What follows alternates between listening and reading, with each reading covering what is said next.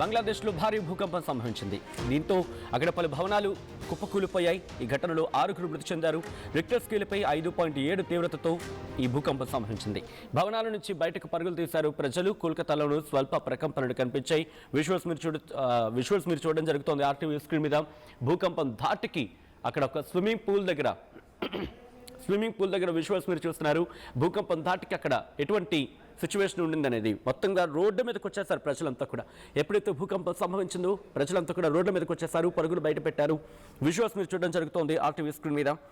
ఇటు బంగ్లాదేశ్లో చోటు చేసుకున్న ఈ భూకంపం ఒకసారిగా అందరినీ షాక్ గురి చేసింది. రాజధాని ఢాకాకి దగ్గరలో భారీ భూకంపం సంభవించింది. రిక్టర్ స్కేల్ మీద దీని తీవ్రత 5.5గా నమోదైంది. ఈ భూకంపం నేపథ్యంలో వెస్ట్ బెంగాల్ క్యాపిటల్ కోల్కతాలో కూడా భూమి కంపించింది. అమెరికాకు చెందిన జియోలాజికల్ సర్వే ప్రకారం భూకంప కేంద్రం బంగ్లాదేశ్లోని నర్సింగ్ది నుంచి 14 కిలోమీటర్ల దూరంలో ఉంది. కోల్కతాలో